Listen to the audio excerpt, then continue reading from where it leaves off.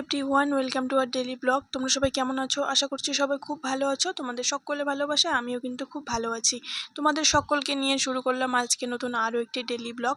আশা করছি আজকে ব্লগটিও তোমাদের ভালো লাগবে। ভালো লাগলে অবশ্যই একটি লাইক, কমেন্ট, শেয়ার করে চ্যানেলটি সাবস্ক্রাইব করে আমার সাথে থাকবে। আর যারা যারা এখনও আমার চ্যানেলটি সাবস্ক্রাইব করোনি, তোমরা প্লিজ চ্যানেলটি সাবস্ক্রাইব করে আমার সাথে থেকো। আশা করছি আমার ভিডিওগুলো তোমাদের ভালো লাগবে। তো চলো আজকে ভিডিওটা কন্টিনিউ দেখতে থাকো, আশা করছি ভালো লাগবে। তোমরা তো দেখতেই পেলে সকাল সকাল কিন্তু আমি কতগুলো মুড়ি খেয়ে নিয়েছি। আর মুড়ির সাথে কিন্তু আর অনেক কিছুই ছিল, ঝুড়ি ছিল, ছিল ছোলা বুট আর ছিল জিলিপি। তো সেগুলো খেয়ে নিয়েছি। তারপরে সকালের খাবার খেতে বসে পড়েছি। আজকে সকালে রান্না হয়েছিল একটা নিরামিষ সবজি, সাথে ছিল আলু সেদ্ধ আর একটা ছিল চাটনি। তো যাই হোক, সেটা দিয়ে আমরা দুজনে মিলে খেয়ে নিচ্ছিলাম। সকালে যেহেতু মুড়ি খেয়েছিলাম, যার জন্য কিন্তু একদমই ভাত খেতে পাচ্ছিলাম না। আর কিছুক্ষণ আগে আমার বরের হাতে একটা জিনিস তোমরা হয়তো বা লক্ষ্য করেছো অনেকেই, সেটা হলো ওর হাতে একটা বিয়ের কার্ড ছিল। সেই বিয়ের কার্ডটা কিন্তু আমাদেরই। আর সামনে কিন্তু আমাদের একটা খুব শুভ দিন আসছে। সেটা কি তোমরা আশা করি অনেকেই আন্দাজ করতে পারছো আমার কথাগুলো শুনে। তো যাই হোক, সেটা পরে বলবো অবশ্যই তোমাদেরকে। তো যাই হোক, এখন বেজে গেছে দুপুর 2টার মতো। আর আমি মাত্র স্নান করে আসলাম। আর বাইরে একটু একটু বৃষ্টি হচ্ছিল, যার জন্য স্নানটা একটু দেরি করেই করলাম। তারপরে না ঘুমাবো ভেবেছিলাম, কিন্তু ঘুম পাচ্ছিল না, তাই রান্নাঘরে চলে এসেছি। আর এদিকে সকালের কিছু ভাত ছিল, যার জন্য আর ভাত রান্না করিনি। এখানে শুধু মাছ আমি রান্না করেছিলাম আজকে দুপুরে, মানে মাছের তরকারি লাল লাল করে ঝোল বানিয়েছিলাম। খেতে কিন্তু দারুণ হয়েছিল। যেহেতু সকালের ভাত ছিল, যার জন্য আর ভাত রান্না করতে হয়নি, শুধু মাছের তরকারি বানিয়েছিলাম। তারপরে একটু ঘুমিয়েছিলাম, উঠে দেখি প্রায় সন্ধ্যা সন্ধ্যা হয়ে গেছে। তোমরা তো দেখতেই পেলে। যেহেতু বৃষ্টি পড়ছে বাইরে, তাই বাইরে কিন্তু সেমন একটা কাজ নেই, ঘরে এই কাজগুলো করতে হবে। ভাবলাম যে আজকে ঘরটাকে ভালো করে পরিষ্কার করবো। কিছুদিন থেকে না অনেক জামা কাপড় জমা হয়ে গেছে, সেগুলো না আমি গোছার মতো টাইমে পাই না, যেহেতু দোকানে থাকতে হয়। আর আজকে যেহেতু বৃষ্টি, তো বৃষ্টির জন্য দোকানে থাকতে হচ্ছে না, যার জন্য কিন্তু আমি আজকে কাপড়গুলো গোছাতে পারবো। তোমরা এর আগের ব্লগে কিন্তু দেখতে পেরেছিলে যে একটা বিয়েতে গিয়েছিলাম, সেই জামা কাপড়গুলো আমি গুছিয়ে রাখার মতো টাইম পাইনি। যেহেতু একদিন করে পরেছি, তাই একটু রোদে দিয়ে কিন্তু আমি রেখে দেবো। কারণ এই জামা কাপড়গুলো না একদিন পরে পরে ধুয়ে দিলে পরে তাড়াতাড়ি নষ্ট হয়ে যাবে। যার জন্য কিন্তু যে জামা কাপড়গুলো আমি আলমারি থেকে বের করে বিয়ে বাড়িতে বা কোথাও যাই, সেই জামা কাপড়গুলোর মধ্যে কিন্তু রোদ লাগিয়ে আমি কিন্তু রেখে দিই। 2-4 বার পরার পর তারপরে কিন্তু ধুয়ে দিই, একবারে আমি ধুয়ে দিই না। তো সেই কাপড়গুলো আমি আজকে রোদে দিয়েছিলাম, সেইগুলো আজকে গুছিয়ে আলমারিতে রেখে দিলাম। আর কিছু কাপড় ছিল, সেটা তোমাদের সঙ্গে শেয়ার করাই হলো না। আলনার মধ্যে কিছু কাপড় ছিল, ঠান্ডার কাপড় রয়ে গিয়েছিল। তো সেগুলোকে আজকে ভাঁজ করে আমি সুকেসে রেখে দিলাম, কারণ ঠান্ডাতে চলে গেছে, গরম পড়ে গেছে, যার জন্য।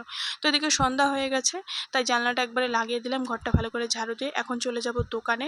আর তোমাদেরকে তো বললাম যে আজকে দুপুরে রান্না করিনি, শুধু তরকারি বানিয়েছিলাম। যেহেতু বাড়িতে কেউ ছিল না, তাই সকালের অল্প ভাত ছিল, সেটাই আমরা খেয়ে নিয়েছিলাম। আর যার জন্য কিন্তু আমাকে রান্না করতে হয়নি। তো চলে এসেছি দোকানে। এখন দোকানটা খুলে রেখে চলে যাব রান্নাঘরে, কারণ বর মাত্রই ফোন করলো, ও চলে আসছে বাড়িতে। আর দুপুরে যেহেতু রান্না করিনি, যার জন্য কিন্তু আমাকে সন্ধ্যাবেলায় রান্নাটা করতে হবে, রাত্রের রান্নাটা। আরও যেহেতু বাড়ি চলে আসছে। এদিকে আমি দোকানে গিয়েছিলাম, এসে দেখি সর্বনাশ হয়ে গেছে। সেটা হলো আমার ভাতটা উতলে পড়ে গেছে, কারণ আমি ভাত বসিয়ে রেখে গিয়েছিলাম। কিছুক্ষণ আগে এসে দেখেছিলাম, তখন সবই ঠিকঠাক ছিল, কিন্তু এসে দেখি সর্বনষ্ট হয়ে গেছে। এদিকে দুপুরের মাছের তরকারি ছিল, তাই আমাকে এখন আর তরকারি বানাতে হবে না। এখন জাস্ট ভাত বানাবো আর পাঁপড় ভাজবো। এই পাঁপড়টা খেতে আমার বর কিন্তু দারুণ, দারুণ ভালোবাসে। আর শুধু আমার বর বললে ভুল হবে, এই পাঁপড়টা আমারও ভীষণ ফেভারিট। তো ভাবলাম যে মাছের তরকারির সাথে এই পাঁপড়টা ভেজে নিই, কারণ ওনা চলেই আসছে, এখন আর কিছু বানানোর মতো হাতে একদমই টাইম নেই। তো যাই হোক, এদিকে তোমাদের সঙ্গে দেখা হলো একেবারে রাত্রেবেলা। একটা বিয়ের নেমন্তন্ন ছিল, তোমরা এখন ব্লগে প্রত্যেক দিনে একটা করে বিয়ের ব্লগ দেখতে পারবে, কারণ যেহেতু বিয়ের মাস, আর আমাদের প্রত্যেক দিনে একটা দুটো করে নেমন্তন্ন আসছেই, এখনও চলছেই। তো প্রত্যেক দিন ব্লগের মধ্যে দেখতেই পারবে যে আমরা বিয়ে বাড়ি যাচ্ছি। তো সেই হিসেবে আজকেও একটা নেমন্তন্ন আছে, তাই রেডি হয়ে নিয়েছি, এখন চলে যাব বিয়ে বাড়িতে। বর আমাকে টাইম দিয়েছে রেডি হওয়ার জন্য, ও শুয়েই ছিল, কারণ ও জানে আমার রেডি হতে অনেকটা টাইম লাগবে। আর এখন অবশ্য লাগে না, যেহেতু মুখে আমি কিছুই দেই না, যার জন্য কিন্তু একদমই টাইম লাগে না। জাস্ট শাড়ি পরা আর চুলটা বাঁধা আর কি, এইটুকুই টাইম লাগে আমার। কিন্তু রেডি হওয়া মোটামুটি কমপ্লিটের দিকে, কিন্তু চুলটাকে যে কীভাবে বাঁধবো আর কী যে করবো কিচ্ছু বুঝতে পারছিলাম না, কারণ আমার মুখে মেকআপ নেই। আর আমাকে ভীষণই বাজে লাগছিল, যার জন্য ইচ্ছে করছিল না যে কী করব না করব, যেভাবে আছে সেভাবেই চলে যায়, এরকমটা ইচ্ছে করছিল। তো কী আর করা যাবে, যেতে তো হবে, রেডি যেহেতু হয়েছি, তাই চুলটাকে নর্মালভাবে একটু খোপা বেঁধে নিয়েছি, বাস এটুকুই করেছি। এদিকে আমরা চলে এসেছি বিয়ে বাড়িতে। এখন আমরা চলে যাব খেতে, কারণ কিছুক্ষণ আগে এসেছিলাম, সবার সাথে দেখা করে নিয়েছি। এখন খাওয়া দাওয়া করে চলে যাব বাড়িতে, কারণ অনেকটা রাত হয়ে গেছে। এদিকে বাড়িতে চলে এসেছি আমরা, তারপরে ভিডিওটা কন্টিনিউ করাই হয়নি, যেহেতু কালকে বরের আবার ডিউটি আছে, তাই আমাদেরকে কিন্তু সকাল সকাল উঠতে হয়, যার জন্য কিন্তু লেট করিনি একদমই।